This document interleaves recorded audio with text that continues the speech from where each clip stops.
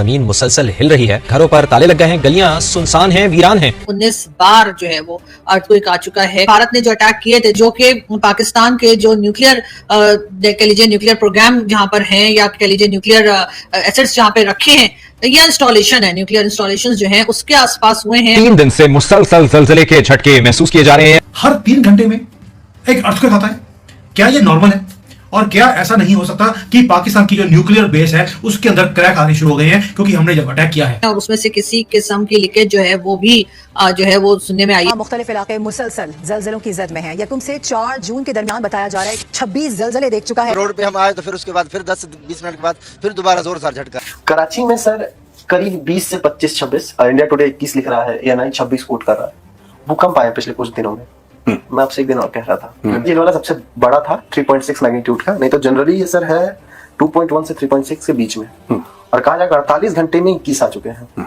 तकरीबन एक ही दिन के अंदर, या समझिए 24 या 48 आवर्स भी अगर हम मान लें, 48 आवर्स के अंदर कराची जो कि एक बिजनेस सिटी है पाकिस्तान की, और तमाम जो कहा जाता है जितने भी तिजारत जो की जाती है या जो बिजनेस होते हैं हर तरह का, वो कराची से ही चलता है। कराची ही मेन बिजनेस सिटी है पाकिस्तान की। वहां पर जी 48 आवर्स के अंदर तकरीबन 19 के करीब अर्थक्वेक्स जो हैं वो आ चुके हैं। जी हाँ, अब आफ्टर शॉक्स भी कह सकते हैं, अर्थक्वेक भी कह सकते हैं।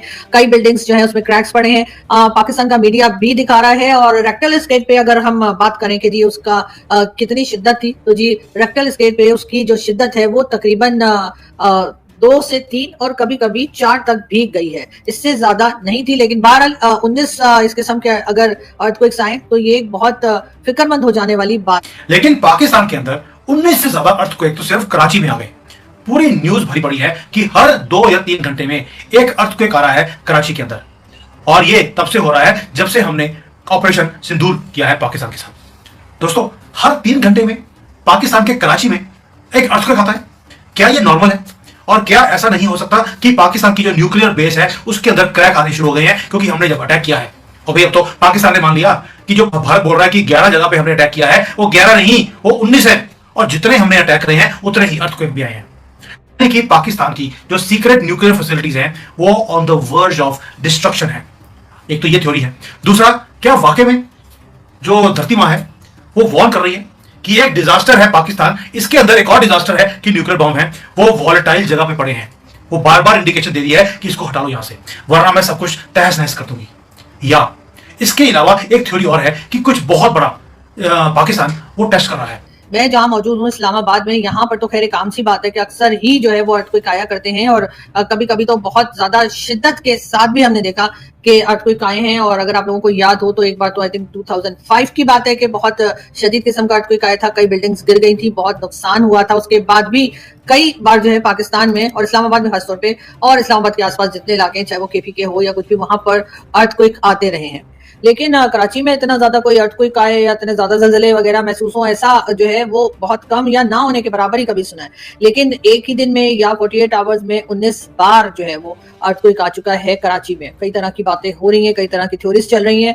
और एक तरफ से ये भी कहा जा रहा है कि वैसे तो डोनाल्ड ट्रंप साहब ने दोनों कंट्रीज, हिंदुस्तान पाकिस्तान की जंग को रुकवाया था। और उनका कहना यह था कि जी बिजनेस की वजह से उन्होंने रुकवाया है, और अगर दोनों ने जंग ना रोकी या दोनों ने लड़ाई ना रोकी, जो अटैक्स थे वो ना रोके, सीजफायर ना किया, तो वो बिजनेस नहीं करेंगे। एक थ्योरी ये भी चल रही थी। दूसरी तरफ ये भी कहा जा रहा था कि भारत ने जो अटैक किए थे, जो कि तकरीबन 9 के करीब बताए जा रहे हैं, वैसे हर एक अलग अलग फिगर दे रहा है, कोई 9 कह रहा है, कोई 11 कह रहा है, कोई 13 कह रहा है। लेकिन बहरहाल अगर हम 9 के फिगर को देख लें तो कहा यह जा रहा है कि जो अटैक्स किए भारत ने, उसमें से कुछ अटैक्स ऐसे भी हुए हैं, ऐसा लोग कह रहे हैं, ये मैं नहीं कह रही, मैं ये एक बार और क्लियर कर दूं कि ऐसा लोग कह रहे हैं कि कई ऐसे अटैक्स भी हुए हैं जो कि पाकिस्तान के जो न्यूक्लियर कह लीजिए न्यूक्लियर प्रोग्राम जहां पर हैं, या कह लीजिए न्यूक्लियर एसेट्स जहां पे रखे हैं, या इंस्टॉलेशन है, न्यूक्लियर इंस्टॉलेशन जो है उसके आसपास हुए हैं। और उसमें से किसी किस्म की लीकेज जो है वो भी जो है वो सुनने में आई है कि शायद हो रही है या हो सकती है। और इस किस्म की चीज भी है जिसकी वजह से अमेरिका बीच में आया और दोनों कंट्रीज को रोका गया और कहा गया कि अगर ऐसा हो गया तो दोनों कंट्रीज के लिए ही बहुत ही खतरनाक बात हो जाएगी।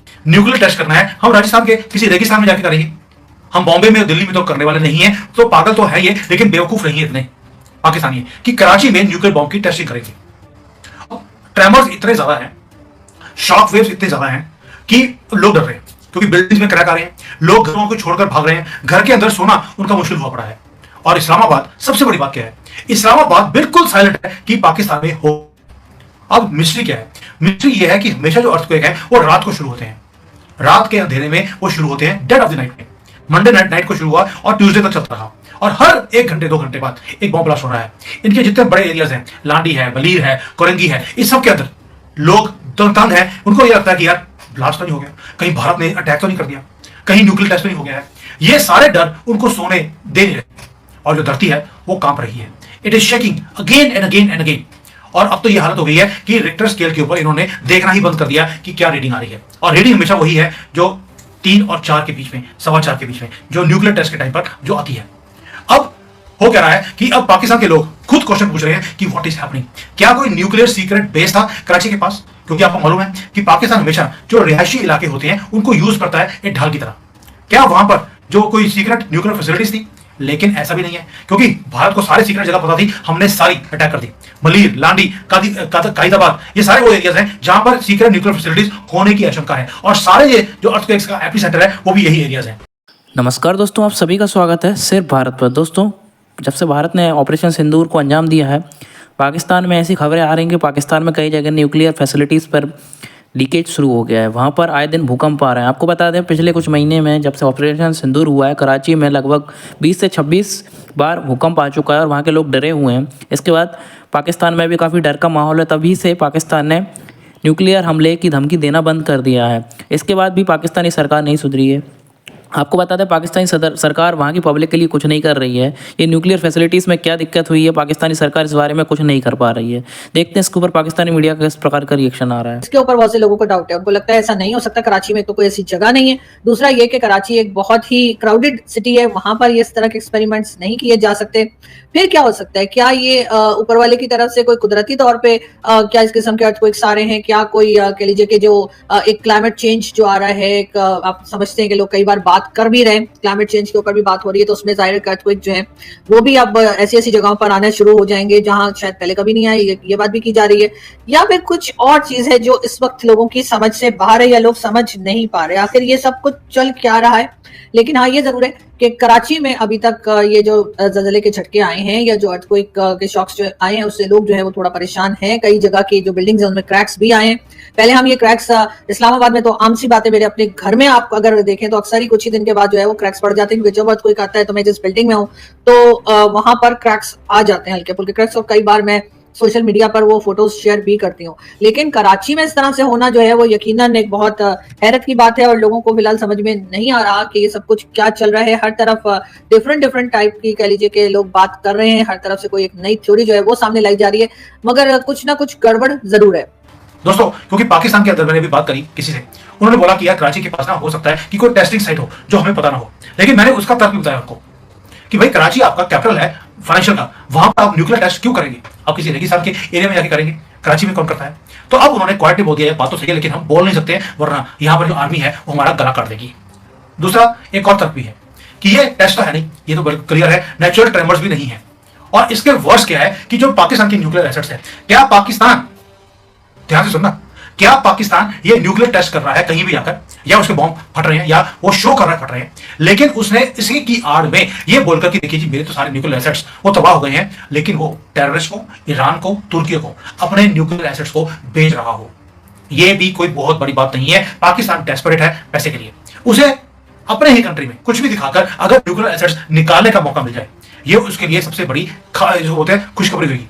और ये भी एक तर्क है कि पाकिस्तान शायद ये सारे जो ड्रामे कर रहा है अपने न्यूक्लियर एसेट्स को बेचने के लिए कर रहा है। मैं किसी ने कुछ नहीं करा। आई थिंक इसका प्लॉजिबल जो एक्सप्लेनेशन है, जो लॉजिकल एक्सप्लेनेशन है, वो ये है कि शायद टेक्टोनिक प्लेट्स की कोई शिफ्ट, टेक्टोनिक प्लेट्स की कोई शिफ्टिंग हो कुछ। अच्छा, ये पक्का वायरल होगा पाकिस्तान में? नहीं यार, देखो सुनो, देखो ये गलत बात मैं बोलूं कि नहीं कुछ हो गया न्यूक्लियर करने, nothing. The day we have proof, the day we have something, then we will say we have proof. We have proof and ये हो गया है, बट उसके पहले I don't think we should say anything. And मुझे नहीं लगता, क्योंकि यार एक मैं बात बताऊं, ऑनेस्टली स्पीकिंग, ये पाकिस्तानी खुद कह रहे हैं, तो मैं नहीं कह रहा, ये पाकिस्तानी सोशल मीडिया पर बहुत बड़े बड़े लोग पाकिस्तान में कह रहे हैं, जो कि बड़े पाकिस्तानी जिनको बड़ा क्रेडिबल मानते हैं।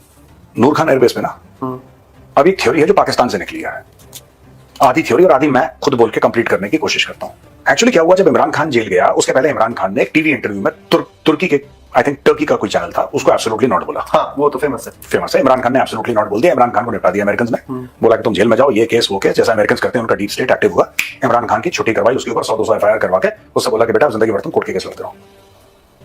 लोगों का यह कहना है कि आसिम मुनीर आर्मी चीफ बना और ये भाई साहब तो बने अपने प्राइम मिनिस्टर शहबाज शरीफ। इन दोनों की जोड़ी ने क्या करा कि नूर खान बेच दे दिया अमेरिकन को। ऐसा पाकिस्तानी सोशल मीडिया पे आ रहा है। हाँ। मेरे पास इसका कोई प्रूफ नहीं है, ना मैं इसकी रिस्पॉन्सिबिलिटी लेता हूं। I am just coating what is happening on Pakistani social media. काफी लोग जिनकी कमेंट्री पाकिस्तान में सुनी जाती है, जो जर्नलिस्ट हैं, वो ये कह रहे हैं, तो मैं उनके हवाले से बात कर रहा हूं कि नूर खान बेस में अमेरिकन थे और आज भी हैं, और नूर खान बेस में अमेरिकन एसेट्स हैं। जो पब्लिक है या जो नेशन है उसको एतमाद में लेने की बहुत सख्त जरूरत है। क्या कोई बड़ी चीज होने जा रही है, या हम ये समझें कि ये एक रूटीन मैटर है और इत्तेफाक से ऐसा हो गया, और हर जगह कहीं ना कहीं कुछ इत्तेफाक तो हो ही जाता है। लेकिन अगर इत्तेफाक भी है तब भी प्राइम मिनिस्टर शहबाज शरीफ को चाहिए कि वो जो है वो पब्लिक को बताएं। वैसे तो ये लोग हर बात के ऊपर जो है आ जाते हैं कि जी हमने पब्लिक से खिताब करना है, आवाम से बात करनी है। तो जब ये इतने ज्यादा आपके बिजनेस सिटी में आपके अगर इतने ज्यादा जल्जले के झटके या जल्जले के कह लीजिए आ रहे हैं, बार बार शॉक्स आ रहे हैं, तो आपको इस बारे में पब्लिक को जरूर बताना चाहिए। और अगर तो कोई बात ऐसी नहीं है कि जिसके ऊपर परेशानी जताई जाए या कोई परेशानी की बात नहीं है, तब तो और भी ज्यादा अच्छा है। लेकिन अच्छी बात ये होगी कि यहाँ वहां से न्यूज लेने के बजाय या न्यूज लेने की कोशिश करने के बजाय अगर पब्लिक को सीधे सीधे गवर्नमेंट ही बता दे कि आखिर ये 19 के करीब जो अर्थक्वेक्स आए हैं कराची के अंदर, उसकी वजह क्या बनी, एक्सपर्ट्स क्या बता रहे हैं या क्या मामला है।